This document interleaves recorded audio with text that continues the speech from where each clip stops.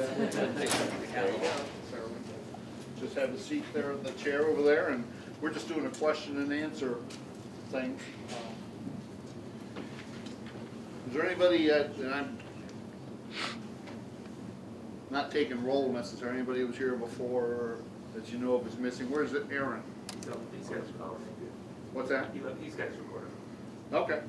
So again, just for the sake of the TVs, we'll get you a microphone here. If you just, Rob, go ahead. Right, we got Hronis' version, but can you just take us through your perception of how Chip's address to the team this morning went? Kind of your thoughts on, did you know it was coming at all, and your perception of how he handled it, what you felt like the reaction from the team was? It was real simple how he did it.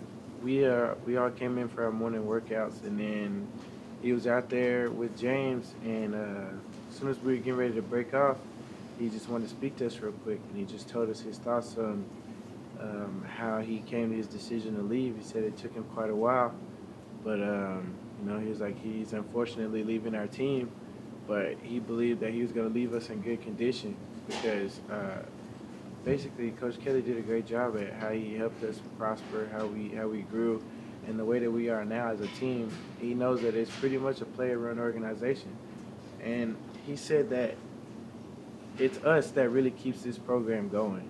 And I fully believe him on that. And me and myself, a couple of other teammates, I'm sure they all agree that we can keep this thing rolling even without him. And he said that because of that, he has a challenge that he has in his mind to help himself be a better coach by going to the NFL and seeing what he can do there. And I believe that he approached that as a challenge just for his sake, not for any other reasons, but I think that he wanted to see if he can make himself better. And then at the end of the day, it's kind of what all of us are about, is trying to see what we can do to make ourselves better. And I congratulated him. I said, that's awesome. And I gave him a hug, and I was like, I can't wait to see what you do with it. So, I mean, I was all for it. I mean, I have no hard feelings or nothing. I'm very appreciative of what he's done. And to see him leave us on such a good note and then go on to another stage of his life, I don't blame him. How would you describe his emotions, his demeanor, and how do you think the team in general reacted? Well, I mean, he had a kind of a somber tune. He was a little quiet at first. He teared up a few times. He never really broke into a cry, but you know, like he let us know that it really was a hard decision for him, and I could tell that it was, and I commend him for telling us first and letting us hear about it. So he did the right thing in the way that he approached us by letting us know first, and then the news broke. So the team, I think that everybody kind of, a few were shocked. You know, a couple of people was like, what, he's leaving? You know, but nobody was fully surprised to the point where they were just completely upset and distraught about it. It all worked out pretty well, I'm sure. So, you know, that's about it. Were you, back here, were you surprised? Has this been a bit of a roller coaster since the end of the Fiesta Bowl? Not really. I mean, I never really knew what he was gonna do, and then after reports of him staying came out, I was just thinking that I didn't really know of an official statement of him saying that he was staying or not, and I was okay with it either way. But I mean, after he told us, I wasn't completely shocked. I'm not one for being taken back about things like that either. So, I mean, I heard what he had to say, and what he told me was the truth. So I accepted it for what it was, and I thought that it was a good decision on his part. So before today, when was the last time he talked to the full team about the possibility of him going to the NFL? Oh, he hadn't, because I mean, that's a personal decision for him. So last week he never said, hey, I'm staying. Even though he apparently told Rob Mullins that. He never got you guys together and said, hey, I'm staying. Well, I mean, we were all just kind of busy, so we never really had the time to come together for him to speak to all of us. If anything, if he were to do that, it would probably end up being like in a text message or something. I'm sure he wouldn't have wanted to do it that way. Yeah. You know, obviously, it affects recruiting a little bit. If, you know, if someone like a Tyree Robinson or someone kind of came to you and was like, well, this is all changing, I mean, what would you say to him as he makes his decision? Well, I came here a couple years ago, and Coach Bellotti was actually the head coach. And when I get here, Coach Kelly took over.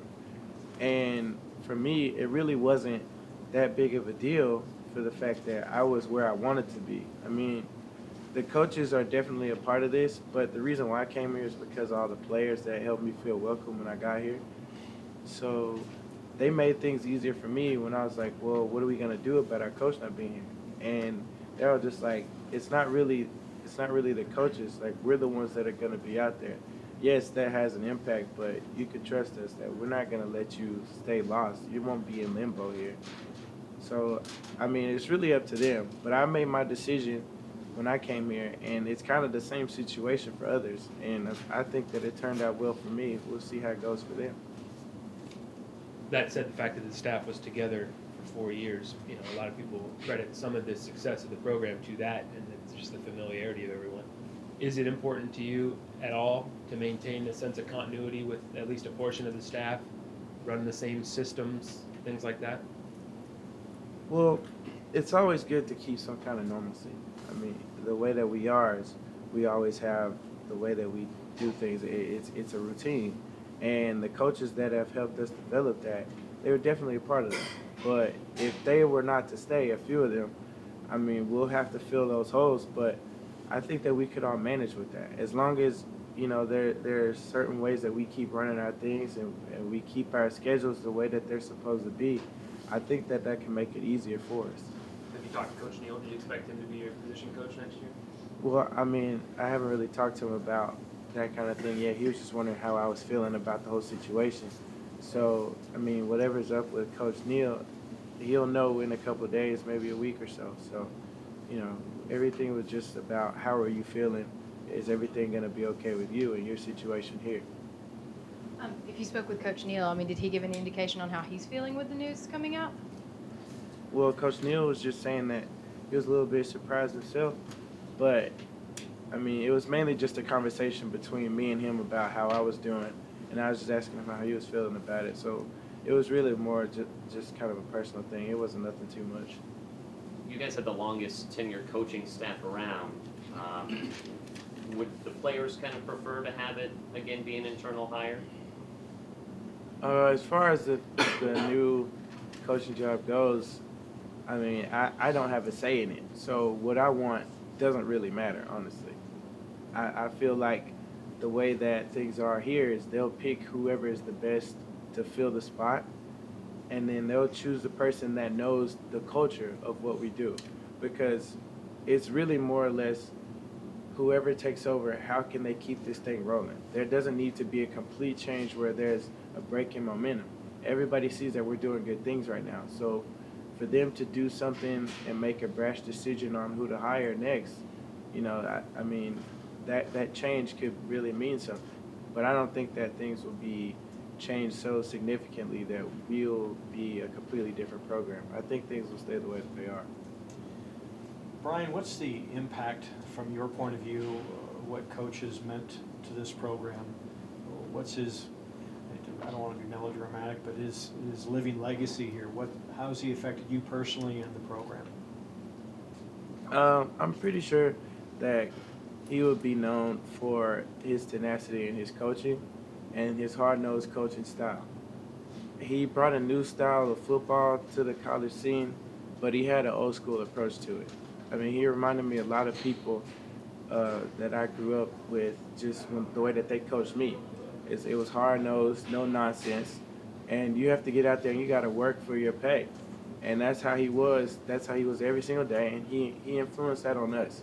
So every day when we go to work, he'd always talk about fast, hard finish. Well, that's not just a mantra that our team goes by. It's kind of, it's a real thing. We come in, we have to do all our workouts fast. We have to do them hard, and then, you know, we have to finish. And that's exactly how the season was, you know. Everything starts off fast. And you got to work hard to get through it, and then when it's over, it's finished. And that's why we go with win the day, because that's exactly what that works with. And in our shirts at the end of the Fiesta Ball, it said won the day. You know, so there's a process to all of this. And what he instilled in us is that exact thing right there. And it really does mean more than just what it says. Let me just follow up on that then. If another coach does come in and doesn't have that mantra, is that going to be disappointing to you? Well, I mean, I wouldn't say that I would be disappointed by anything. If that's the way that whoever this is to change things. If what they have for us works, then it'll work. But just as of these last few years, what Coach Kelly instilled in us, that's what worked. So depending on what happens next, I really couldn't tell you. The stage you guys are at in the off season, how important is a head coach? I mean, are you guys in such a routine that would you be interacting with Chip very much, if at all, at this time of year? I mean, you guys obviously bring a lot back and have the potential to have a big season. Is there any interruption that's going to take place because you don't have a head coach for days or weeks or whatever it's going to be? Well, not so much for the fact that we're doing a lot of things that have to do with rehabilitation and working out to try and, get our strength back and get our strength up as well. So we've been doing a lot of our conditioning and workouts. So Coach Kelly can't really do too much about that. That's what we have a strength and conditioning coach for. So as far as this situation goes, I don't think that it'll change anything. It won't break up any momentum. We'll keep rolling. The way that things were today is everything was the same way that it always was. And us as players, we know exactly what we're supposed to do. We have the upperclassmen that lead the stretches and they lead the process of what we have to do. So without him, we still have Coach Radcliffe, and we can also do it ourselves if they were not even here. We just need to know what time and what place to be. Coronas talked about the guys on offense. Who are the guys on defense that kind of took the lead after the meeting this morning and tried to get you guys just focused on your routine?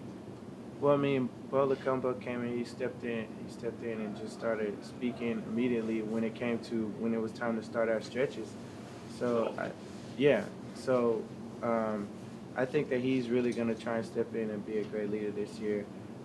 We need just some linebackers to come and step up, and they've all been trying to be real vocal out there. And of course, myself, I'm one of the seniors in the DB corps right now, and we also have Eric. He's stepping up, trying to be a good leader. So as far as the DBs go, we're pretty much set. And I noticed Bo quite a bit today. And Tony Washington as well. He's coming in at the DN spot, and he's going to really fill some big shoes there. Eric Dargan. Yeah. Any more questions? Thanks, Brian. Yeah.